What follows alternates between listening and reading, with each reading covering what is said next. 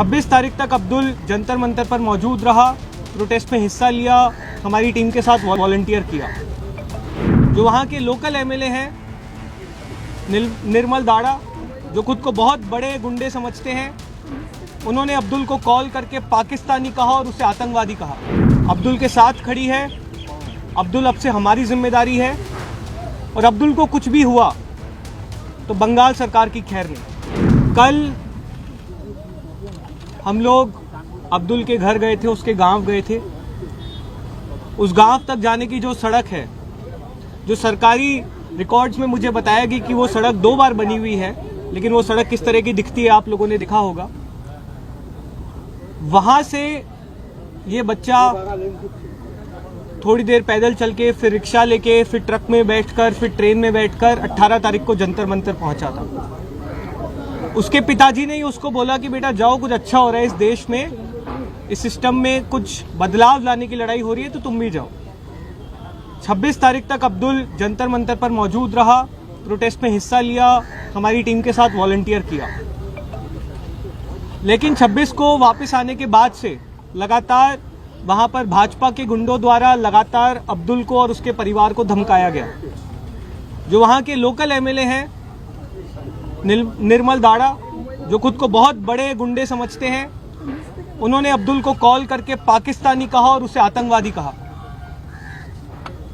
जब सरकारी स्कूलों की हमारी कैंपेन शुरू हुई, स्कूल ठीक करो कैंपेन, तो उसके तहत अब्दुल सिर्फ वहां का जो सरकारी स्कूल है उसके गांव का, उस स्कूल को विजिट करने के लिए वहां के हेडमास्टर से परमिशन मांगने गया था। जैसे ही वो वापस आया, वहां पर भाजपा के गुंडे पहुंचे, उन्होंने सीधे अब्दुल के साथ मारपीट शुरू की। बीच बचाव करने आए उसके पिताजी के साथ मारपीट शुरू की। उसके बाद जब वो हॉस्पिटल गए, वहां पर भी आकर भाजपा के गुंडों ने अब्दुल के परिवार के साथ, अब्दुल के पिताजी के साथ मारपीट की। अब्दुल ने मुझे ये तक बताया कि वहां पर कुछ गुंडे चाकू लेकर भी आए थे, बंदूक लेकर भी आए थे। तो बहुत क्लियर था कि वो लोग उनका मर्डर करना चाहते थे, अब्दुल का मर्डर करना चाहते थे। बहुत दुख की बात है कि अब्दुल के पिताजी हमारे बीच नहीं रहे, ही सकम टू द इंजरीज। लेकिन कल जब अब्दुल की दादी माफिक साहब, जो अब्दुल के पिताजी थे, उनकी मम्मी से हमने बात की, तो उन्होंने रोते रोते सिर्फ हमें एक चीज बोली कि अब्दुल तुम्हारी जिम्मेदारी है, तुम लड़ो, इनकलाब जिंदाबाद और जीत तुम्हारी होगी। जब उस परिवार से हम मिले, उनकी जब हमने बातें सुनी, तो हमें सिर्फ एक चीज समझ में आई कि अब्दुल और उसका परिवार सच्चे देशभक्त हैं, उनको अपने देश से बहुत प्यार है और वो इस देश को सुधारने के लिए लड़ते रहेंगे। हमें बहुत गर्व है कि अब्दुल सीजेपी का कार्यकर्ता है और अब्दुल बिना डरे अपनी लड़ाई आगे भी लड़ेगा।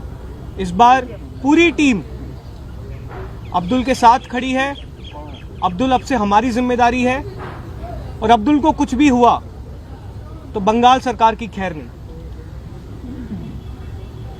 हमने 4 डिमांड्स सरकार के सामने रखी थी, जिसके बारे में आपको अंकित भारद्वाज जी, जो हमारे ईस्ट और नॉर्थ ईस्ट जोन के इंचार्ज हैं, जिसमें बंगाल भी शामिल है, यहाँ का पूरा संगठन बनाने की जिम्मेदारी अंकित जी की है। तो क्या 4 डिमांड्स थी, उसके बारे में अंकित जी आपको बताएंगे। साथियों, अब्दुल के परिवार की सिक्योरिटी को देखते हुए एक डिमांड हमने ये रखी है कि अब्दुल के पूरे परिवार की सिक्योरिटी सरकार को मुहैया करानी पड़ेगी। उनकी जिम्मेदारी है, सुबह शाम अब्दुल के परिवार को कुछ नहीं होना चाहिए। जो लोग भी इसमें इन्वॉल्व थे, जिन्होंने अब्दुल के पिताजी पर हमला किया था, अब्दुल पर हमला किया, उनकी फैमिली पर हमला किया, वो सारे लोग करीब 15-20 लोग थे, हमारी नॉलेज में आया है, लेकिन सिर्फ 4 लोग अभी तक पकड़े गए हैं। उसके अलावा पुलिस वाले वहाँ पे लोग थे, थाने के लोग थे, उन लोगों का भी बहुत नेग्लिजेंस था।